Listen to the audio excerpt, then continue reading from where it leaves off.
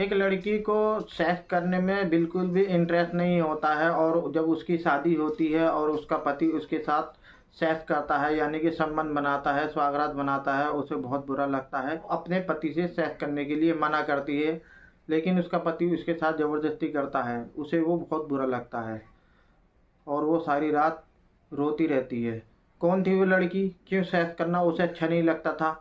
और जब सेक्स करना अच्छा नहीं लगता था तो क्यों उसने शादी कराई थी अपनी? आओ जानते हैं इस कहानी को आज की सच्ची घटना में। आदाब, नमस्कार, सत श्री अकाल। मेरा नाम जावेद खान। मैं फिर से हाजिर हुआ हूँ आपके सामने एक अजीबोगरीब कहानी लेके। ये कहानी छत्तीसगढ़ का एक शहर पड़ता है बिलासपुर, वहाँ की है। वहाँ एक परिवार रहा करता था जिसमें एक अंजलि नाम की लड़की रहा करती थी। वो पढ़ने में बहुत होनहार थी और देखने में ही बहुत खूबसूरत थी। जब वो स्कूल जाया करती थी तो उसके स्कूल के जितने भी लड़के होते हैं सब उसे दोस्ती करने की कोशिश करते हैं। उसकी सहेलियां जो होती हैं यानी कि लड़की दोस्त जो होती हैं वो इससे कहा करती थी कि तू लड़कों से क्यों बात नहीं करती, ऐसी क्या बात है? तो वो कहती है लड़कों से बात क्यों करूं, जब मुझे लड़के अच्छे ही न लगते मैं लड़कों से क्यों संबंध रखूं। जब उस लड़की की पढ़ाई पूरी हो जाती है और वो लड़की जवान हो जाती है तो उसके पिता को उसकी चिंता सताने लगती है उसकी शादी की। फिर उसके पिता उसका रिश्ता ढूंढने लगते हैं। उन्हें एक लड़का मिलता है जो पास का ही एक गांव होता है मंडाला, वहाँ का रहने वाला होता है जिसका नाम महादेव होता है। वो लड़का भी हट्टा कट्टा होता है, तंदुरुस्त होता है और पढ़ने में भी बहुत अच्छा होता है और उसका काम धाम भी बहुत अच्छा होता है। तब अंजलि के पिता महादेव के घर जाते हैं रिश्ते के लिए और अपनी लड़की का फोटो दिखाते हैं और महादेव के पिता से कहते हैं कि मैं अपनी लड़की की शादी तुम्हारे लड़के से करना चाहता हूँ। तो महादेव के पिता जो होते हैं अंजलि का फोटो देख के अंजलि को पसंद कर लेते हैं और कहते हैं कि ठीक है, हम अपने लड़की की शादी तुम्हारी लड़की से करने के लिए तैयार हैं। अंजलि के पिता वो रिश्ता तय करके और घर आ जाते हैं और फिर अंजलि से कहते हैं कि मैं तुम्हारा रिश्ता तय कर आया हूँ और लड़का बहुत अच्छा है, अब तुम शादी के लिए तैयार हो जाओ। तो अंजलि कहती है कि पिताजी तुमने मुझसे बिना पूछे मेरा रिश्ता कैसे तय कर दिया, मुझे शादी नहीं करनी, मुझे लड़कों में बिल्कुल इंटरेस्ट नहीं है, मुझे लड़कों के साथ नहीं रहना, मुझे तो तुम्हारे ही घर रहना है, ये तुमने क्या किया? तो तब अंजलि के पिता कहते हैं कि बेटा लड़की तो पराया धन होता है, उसे एक न एक दिन शादी करके अपने पति के घर ही जाना पड़ता है। मैं तुम्हें सारी उम्र सारी ज़िंदगी अपने पास नहीं रख सकता बेटा, ये बात अच्छी नहीं है, तुम्हें शादी तो हर हाल में करनी होगी। अंजलि कहती है कि पिताजी अगर मैं तुम्हारा लड़का होता कि क्या तुम मुझे अपने घर से भगा देते या इस तरीके से भेज देते? तो अंजलि के पिता कहते हैं कि बेटा बेटे की बात और होती है लेकिन लड़की की बात और होती है, लड़की को तो शादी करके जाना ही होता है। और अंजलि के पिता कहते हैं कि बेटा अब कुछ नहीं हो सकता, मैं लड़के वालों को जवान दे आया हूँ, ये रिश्ता अब नहीं हट सकता, मेरी जवान की कीमत होती है, मेरी जवान गंदी हो जाएगी, खराब हो जाएगी, मेरी पगड़ी झुक जाएगी अगर ये शादी नहीं होगी। अंजलि मजबूर हो जाती है अपने पिता के इज्जत के खातिर और वो शादी के लिए हाँ कर देती है। जब अंजलि की शादी होती है और अंजलि दुल्हन बन के अपने पति के घर जाती है, रात को सुहागरात का टाइम आता है तो पति महादेव जब कमरे में आता है वो अंजलि को देखता है, देखता ही रह जाता है क्योंकि अंजलि देखने में बहुत ज़्यादा खूबसूरत थी, हट्टी कट्टी थी, सेहतमंद थी, तंदुरुस्त थी। वो बहुत ही खूबसूरत लग रही थी देखने में, मानो अप्सरा मिल गई है, जिसकी उसे तलाश थी वो लड़की उसे मिल गई है। महादेव उसे देख के ही एकदम उसका दीवाना हो जाता है और उसके पास बैठ के उसका हाथ पकड़ लेता है। जब महादेव अंजलि का हाथ पकड़ता है तो अंजलि को महादेव का हाथ पकड़ना बहुत बुरा लगता है और वो सोचती है कि ये मुझे क्यों टच कर रहा है, क्यों पकड़ रहा है, मुझे इससे दूर रहना चाहिए। अंजलि पीछे होके खिसक के बैठ जाती है और उससे कहती है कि तुम मुझसे दूर बैठो, मुझसे टच मत करो, मुझसे दूर रहो। तब महादेव कहता है कि तुम मेरी पत्नी हो, मैं तुम्हारा पति हूँ, आज की रात तो हम दोनों को एक हो जाना है, तुम मेरी ज़रूरतों को पूरा करो, मैं तुम्हारी ज़रूरतों को पूरा करूँगा और ये रात तो आज एक साथ सोने की होती है, एक दूसरे के शरीर के साथ खेल खेलने की होती है। ये सारी बातें महादेव मदहोशी के आलम में अंजलि से कहता है। अंजलि के शरीर में एक सनसनी दौड़ जाती है और वो कहती है महादेव से कि ये सब चीज़ें मुझे अच्छी नहीं लगती, तुम मेरा हाथ मत टच करो, मेरी बॉडी को मत टच करो, मुझे ये सब नहीं करना और ना ही मुझे सेक्स करना है क्योंकि मुझे बिल्कुल भी फीलिंग नहीं आती, बल्कि मुझे तो मर्दों के पास बैठना, हाथ लगाना, उनसे बातें करना बुरा लगता है। तो महादेव कहता है कि जब तुम्हें मर्दों से इतनी नफरत है तो तुमने शादी क्यों कराई? तब अंजलि कहती है कि मैं मजबूर हो गई थी, मेरे पिता ने ये शादी ज़बरदस्ती की है। महादेव कहता है कि ऐसा कुछ नहीं होता, तुम्हारी आज पहली पहली रात है और तुम मेरे साथ रिलेशन बनाओ, तुम्हें बहुत अच्छा लगेगा, बहुत मज़ा आएगा, फिर तुम कभी मना नहीं करोगी।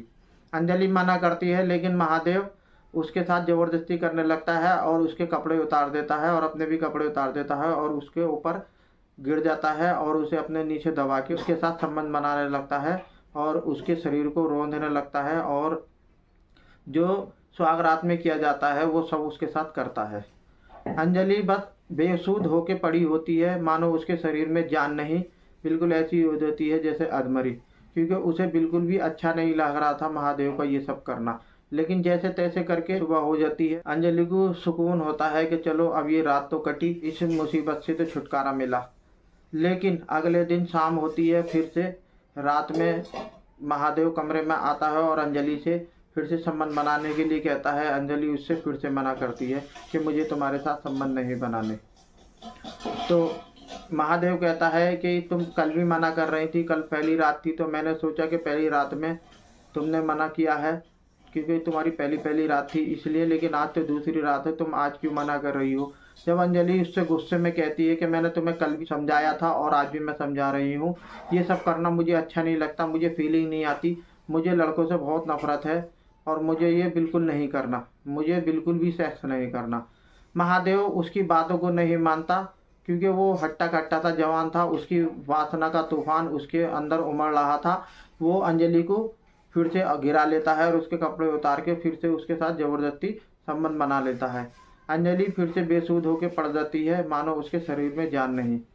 फिर से सुबह हो जाती है। ऐसे ही चलते चलते टाइम गुजरता जाता है और अंजलि के दिलो दिमाग में एक गुस्से का लावा पनपने लगता है और वो गुस्से में खोलने लगती है। वो महादेव से बचने के नए नए बहाने ढूंढने लगती है।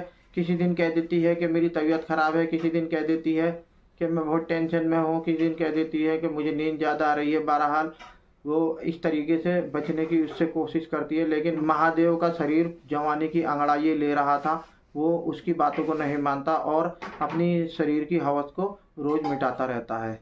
एक दिन अंजलि को बहुत ज़्यादा गुस्सा आ जाता है और वो सोचती है ये ऐसे नहीं मान रहा तो मैं क्या करूं।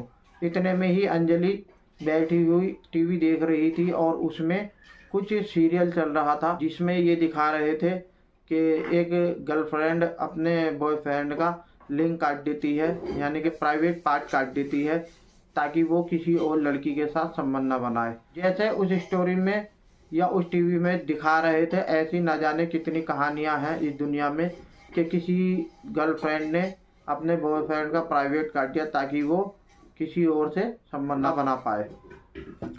अंजलि को ये आइडिया अच्छा लगता है और वो किचन में जाती है और एक जो सब्जी काटने वाला चाकू होता है बड़ा सा, उसे वो अपने कमरे में अपने तकिए के नीचे संभाल के छुपा के रख देती है।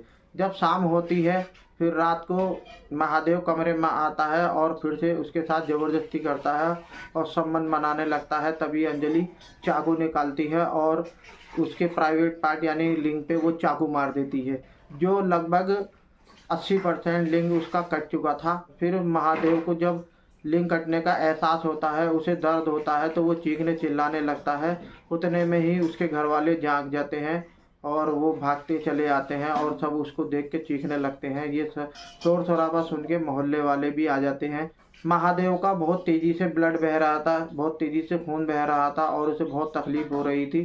फिर जल्दी से एम्बुलेंस बुलाई जाती है और उसे हॉस्पिटल में भर्ती कराया जाता है। डॉक्टर उसके इलाज में लग जाते हैं और डॉक्टरों से महादेव के घर वाले कहते हैं कि हमारे बेटे को जैसा था वैसा ही कर दो, इसका प्राइवेट पार्ट इस औरत ने काट दिया है, यानी कि इसकी पत्नी ने काट दिया है, कोशिश करो कि इसका प्राइवेट पार्ट ठीक हो जाए। तो डॉक्टर कहते हैं कि इसका प्राइवेट पार्ट 80% कट गया है, लेकिन फिर भी हम कोशिश करते हैं वो ठीक हो जाए। फिर अंजलि के नाम की FIR की जाती है और पुलिस अंजलि को पकड़ के थाने ले जाती है और अंजलि से सख्ती के साथ पूछती है, उससे कहती है कि तुमने अपने पति का प्राइवेट पार्ट क्यों काटा, क्या दुश्मनी थी तुम्हें अपने पति से। तब अंजलि कहती है, बताती है कि मेरा जो पति है महादेव, वो मेरे साथ रिलेशन बनाता था, संबंध बनाता था, तो मुझे ऐसा लगता था कि जैसे जानवर मेरे ऊपर चढ़ रहा है और मेरे शरीर के साथ बदसलूकी कर रहा है, ज़बरदस्ती कर रहा है। मुझे बिल्कुल भी अच्छा नहीं लगता था, क्योंकि मुझे आदमियों से बहुत ज़्यादा नफरत है। तो पुलिस पूछती है कि तुम्हें आदमियों से क्यों नफरत है? वो कहती है मुझे नेचुरली ही नफरत है, मुझे आदमी बिल्कुल अच्छे नहीं लगते, और संबंध बनाना तो बिल्कुल ही अच्छा नहीं लगता, क्योंकि मेरे शरीर में जो सेक्स इच्छा है वो बिल्कुल नहीं है। फिर अंजलि का पुलिस मेडिकल कराती है जानने के लिए कि ये इसके अंदर सेक्स की इच्छा क्यों नहीं है, तो पता लगता है कि वो बचपन से ही ऐसी है, उसकी सेक्स इच्छा मरी हुई है, उसके जो हार्मोन्स हैं वो सेक्स के लिए तैयार ही नहीं है। अंजलि को जेल भेज दिया जाता है और महादेव कुछ टाइम हॉस्पिटल में रह के ठीक हो जाता है। डियर फ्रेंड, ये वीडियो आपको कैसी लगी? अगर ये वीडियो आपको अच्छी लगी हो तो प्लीज़ इस वीडियो को लाइक करें, मेरे चैनल को सब्सक्राइब करें, कमेंट करें। जय हिंद, धन्यवाद।